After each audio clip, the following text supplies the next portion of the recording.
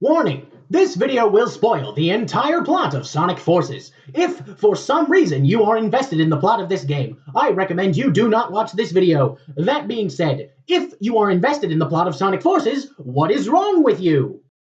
Eggman has won.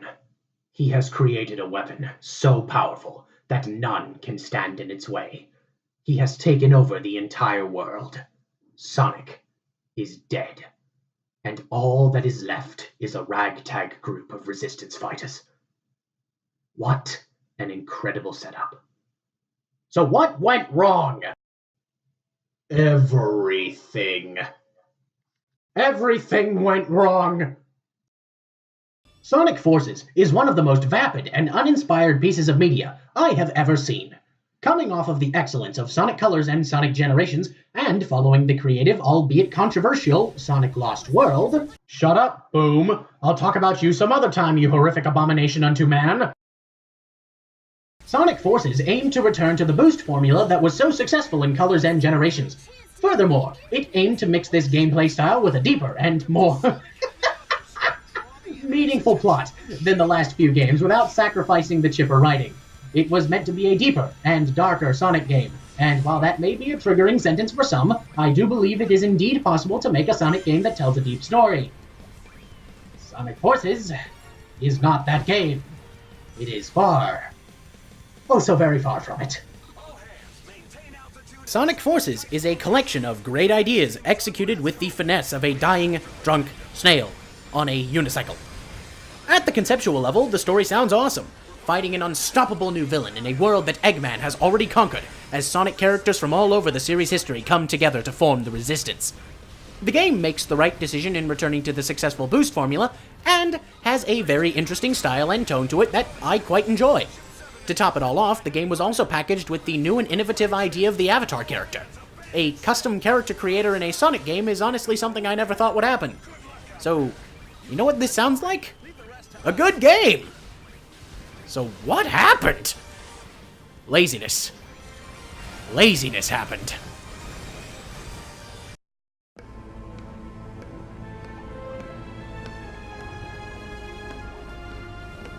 Sonic, how I hate him. And all of that loathing has been focused into this invincible instrument of destruction. Every defeat, every humiliation at the Hedgehog's hands will be returned 1,000. Let's start with this god-awful excuse for a narrative. It begins rather promisingly. We see a dark and brooding Eggman recounting his lifetime of losses and speaking very highly of his newest and greatest creation. The opening scene ends with an intimidating gaze into the eyes of a strange creature Eggman has locked in a cylinder. Then we are transported to freaking Green Hill again. Seriously, Sega, we get it. Green Hill is iconic, but we don't need to see it every 5 minutes. It has overstayed its welcome. Please do not use it again. Anyway, in the opening level, Sonic is doing his usual shenanigans as he makes his way to Tails to rescue a group of civilians from Eggman's robots. This is the usual fare, and the level is fine. However, the level makes a point of how much Green Hill has turned into desert. This is a point that is brought up multiple times, but is never shown in any other part of the world, explained, or elaborated on in any way whatsoever. Whatever. Sonic reaches the city and, without issue, destroys a pack of Eggbots. However, out of nowhere, Shadow the Hedgehog, Zavok from Sonic Lost World, Chaos from Sonic Adventure, and Metal Sonic appear. This is where we are introduced to this game's villain of the week. And Eggman's supposedly ultimate weapon, Infinite.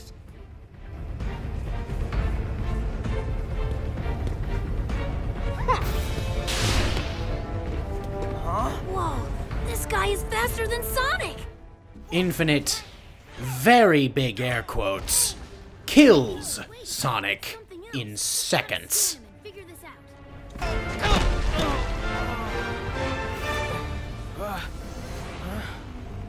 Sonic! And this is where we are treated to a jarring and out-of-nowhere time skip. Apparently, Sonic has been dead for 6 months, Eggman has taken over the entire world, and all that is left of freedom is a tiny resistance. Yay. I love being told stuff rather than being able to see it. Truly, this is excellent storytelling. So we get introduced to the Avatar character, and boom! I just received some incredible news. Sonic is alive! Way to let one of the most interesting aspects of the premise go to waste. I'm not even kidding, they just show a few static images of characters' faces being shocked. In this attempt at a deeper narrative, we do not get to see any of how these characters react to Sonic's death, and their reactions to his being alive are just as stale and boring as the title screen. This should be one of the most pivotal moments in the entire Sonic canon, and they deliver it to us through this Metal Gear Solid wannabe crap? Come on! Were you even trying? No. No, you weren't. So the Avatar steals a shuttle and goes to the Death Egg? Yes, the Death Egg. Wasn't this thing supposed to be Eggman's endgame for most of the classic series, and they just put it in this game like it's nothing? We are also supposed to understand that Sonic has been being tortured for 6 months straight. When we see him, we see no sign of this. He is still his usual wisecracking self, which is fine. Sonic's characterization is one of the only redeeming aspects of the writing here. But if you make such a big statement, then you have to at least follow up on it. Chekhov's gun, people. So Sonic beats the crap out of Zavok.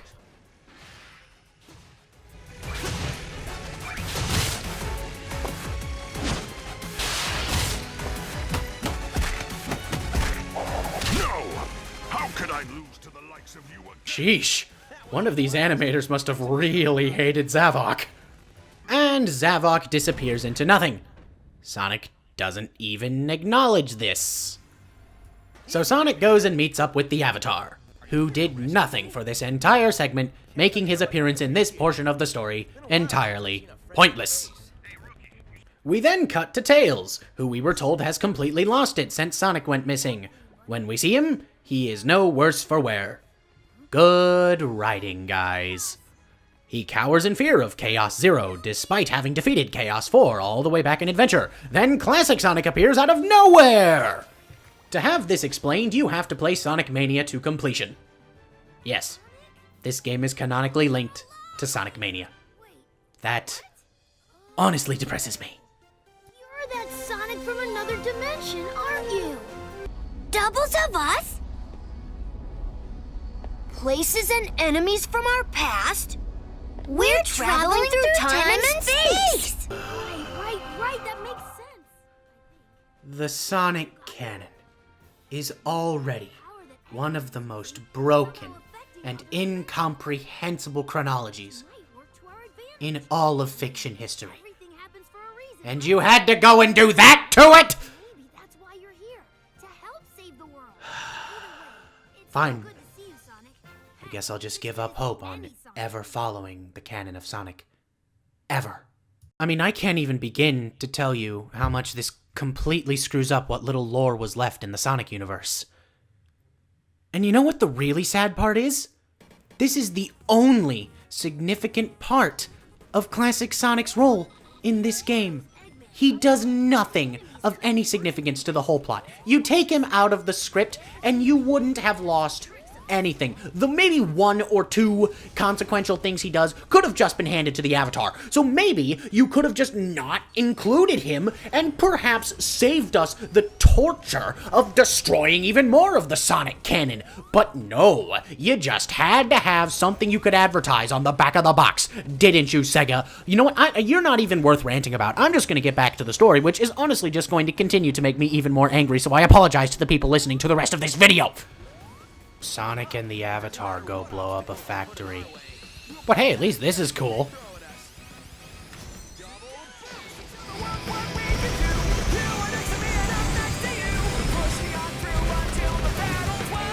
Yeah, that's how it's done.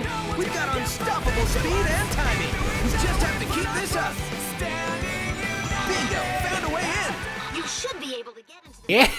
Yeah! Now that's what Sonic is all about.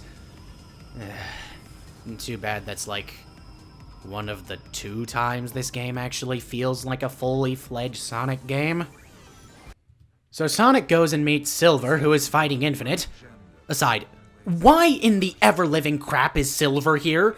He's supposed to be a telekinetic hedgehog from the future. What reason would he have to be in this timeline in the first place?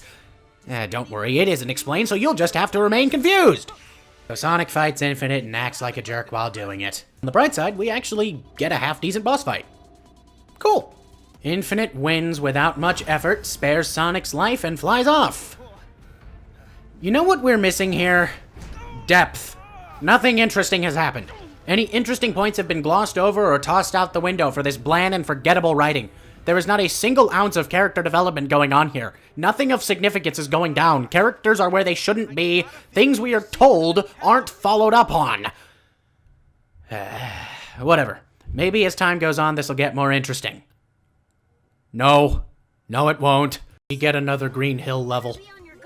This time as Classic Sonic. It's just as boring as you would expect.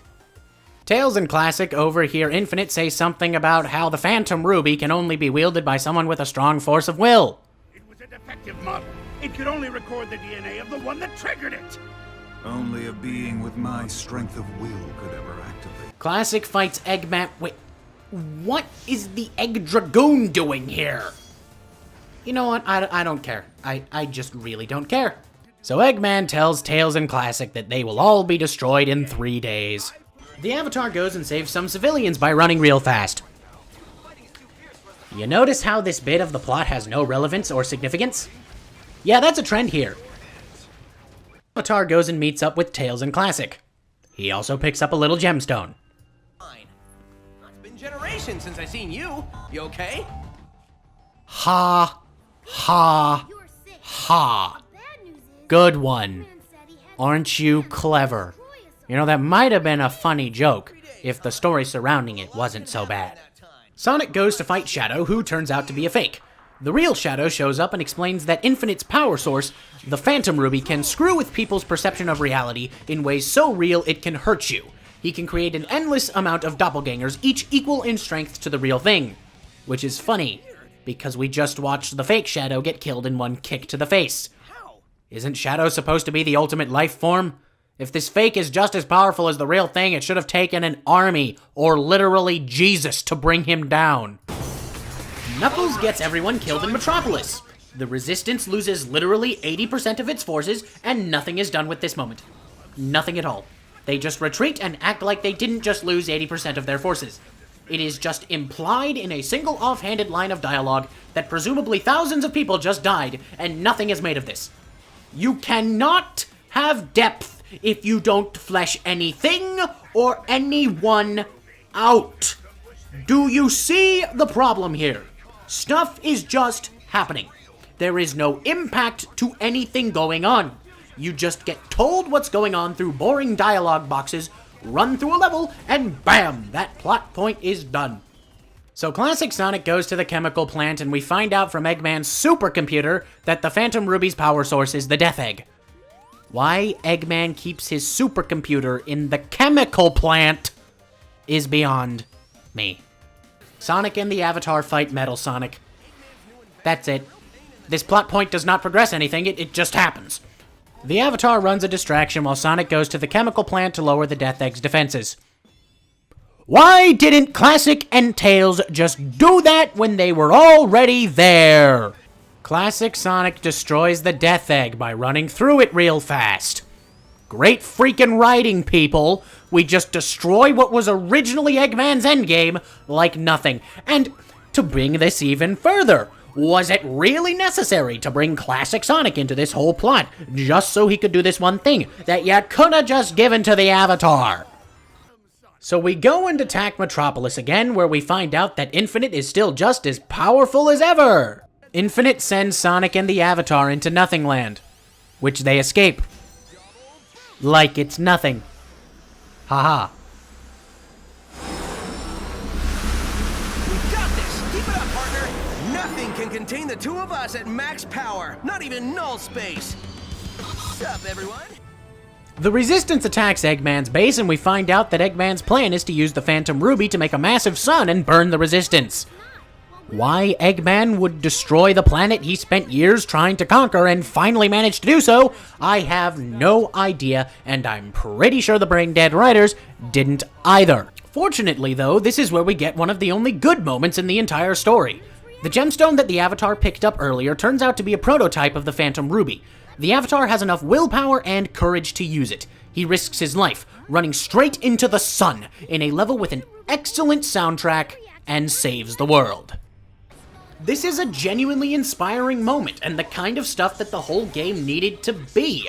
This is supposed to be a story about uniting with your brethren and fighting impossible odds, and while that is not the most original of kinds of plots, it's certainly one that can be very emotional, very investing. The only problem is, they have one moment this whole time that ever even comes close to representing what this premise could and should have evicted from a story. We finally destroy the power source and kill Infinite like he was nothing. Are you kidding me?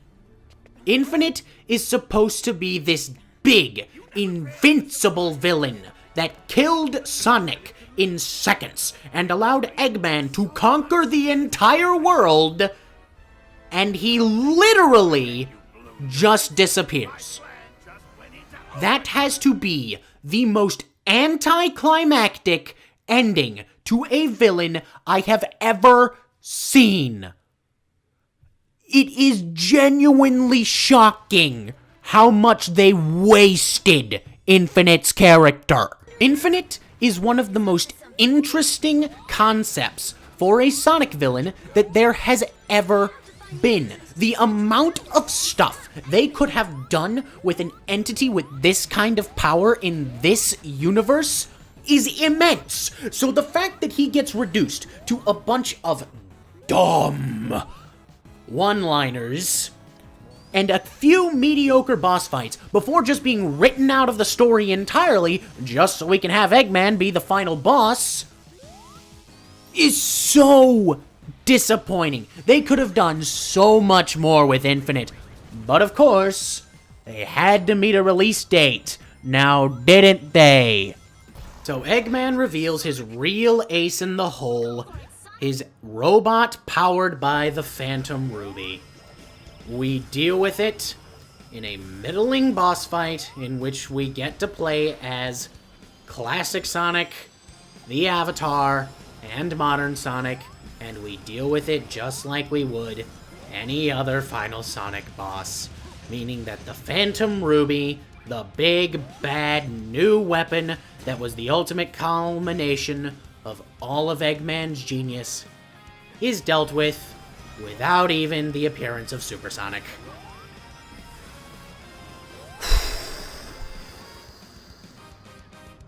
So Classic Sonic gets this send-off where the developers apparently think that he meant anything to this plot, or that anybody watching this actually gives half of a crap about him. And then the world is saved, and we are treated to the end credits. You know what's really funny? The writers actually think that this was a good enough story to justify playing a calm and emotional piano piece over their credits. They actually think that they earned an emotional piano piece for their credits. I just want people to have that in their heads. These writers thought the story was good enough for an emotional piano piece in the credits. So we get a little post-credits stinger that's actually kind of nice, where Sonic runs off into the sunset and the Avatar leaves to look for a better game. Thus, the story is over, and at least for now, my torture ends. Thank freaking God! Oh, boy. This is one of the most pointless, underutilized, underdeveloped, rushed, uninspired, broken, annoying, and downright atrocious narratives I have seen, period. Nothing here has any weight. Characters exist for no reason. Stuff happens just to happen. There is no development of any character or anything. The interesting new villain's powers aren't fully explored, and he gets defeated like nothing. Massive moments are written off like nothing. Things don't get fleshed out. What an absolute waste of a premise. This premise had so much potential. The potential for a meaningful and inspiring story of friendship and brotherhood that could have come from this concept is astounding. But the absolute failure of the writers to give this nonsense even the slightest tinge of depth or meaning ruins anything this game might have had going for it narratively. And I'm not even done yet. This game has DLC. Not just gameplay, but story DLC. Yeah. In episode Shadow, we get a brief 3-level prequel in which we get to learn the incredible backstory of Infinite. Oh, this is gonna be exciting! He got kicked in the face once by Shadow and then decided that he didn't want to be weak anymore. That's it. Me. Afraid. Pathetic. Me. He's calling me weak. No, I am not weak. I'm not weak. I am not weak.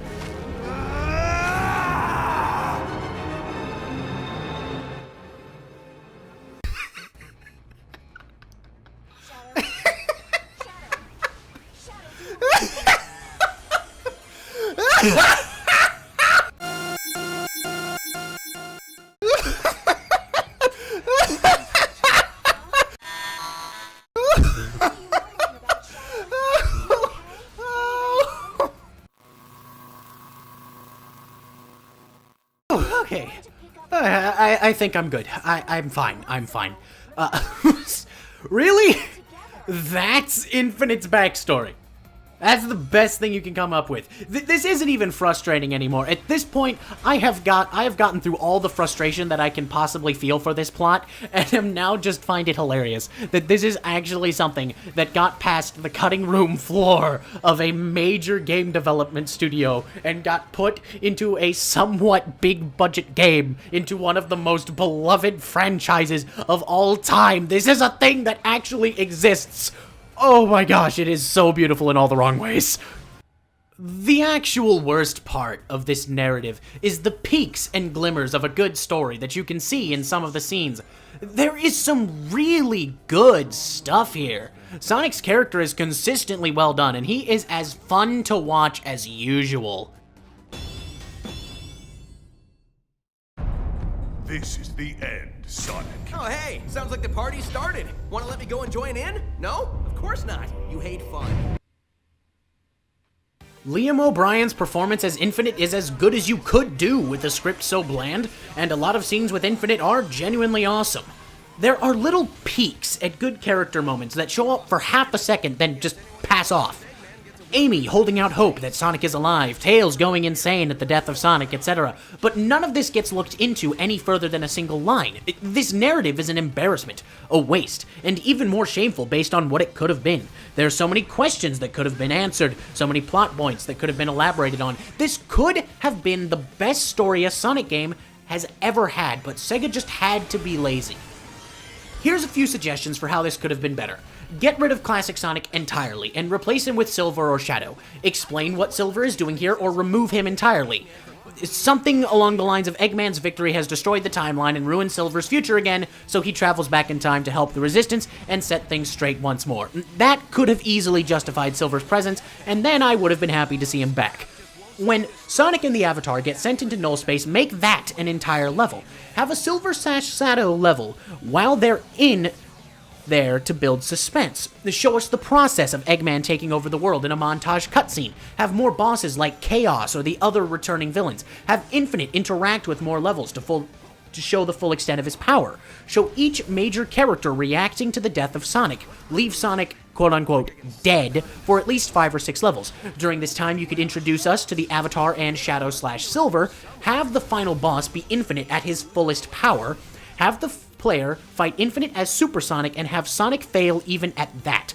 Make the true final boss be as the Avatar using his Phantom Ruby prototype. develop the Phantom Ruby more. Let Eggman go completely insane. No more wisecracks, no more jokes, just a totally insane and hardcore villain this time around. And heck, give us hub worlds again. Show us the destruction Eggman has wrought upon the world. Do something to really let us feel what's going on. Let us feel the weight of the situation so that when we come out on top, we can be all the more satisfied. Alright, one last rant on the plot before I get to my conclusions. Screw this game for completely decimating what little narrative consistency this series has. Can we please make up our minds as to whether the Sonic universe has humans or not? Whatever happened to all of those parody countries from Unleashed? Where did those go? Why is the chemical plant an entire continent now? Whatever. Who cares about the Sonic canon anyway? Listen, Sega. Deep down, I truly believe that you guys are trying. I really do believe you have a passion for this franchise. And I believe that what you were trying to do with this narrative was admirable. And I believe it's possible to do what you were trying for. The Sonic universe has great characters and potential for really wonderful stories. But when you put so little effort into it, you're never going to get anything good. Ambition requires effort. Nothing worth having comes without fighting for it. And if you're just gonna lax about and make plots like this, you're gonna fall off the edge like I just did there in that gameplay, and Sonic is gonna keep faltering again and again. And I could make a whole video about how this game's gameplay is every bit as bad as the plot, but that would take me another 5 hours, and I really don't want to do it at this point. Maybe later, but for now, I'm just gonna say this. Sega, I love this franchise. And I was so happy that we were on a good streak for a while with Colors and Generations. Lost World, not as much, but I actually still ended up enjoying it. Boom, I forgot about because it wasn't mainline. I was excited for this game. And then he did this to it. I feel betrayed. I was excited watching Sonic come back into the limelight a little bit. And you know what you did? By being lazy, you put him right back where he was. A years-old hero who sped out. This has been the Overthinker. Thank you all for thinking with me. Good day to you all.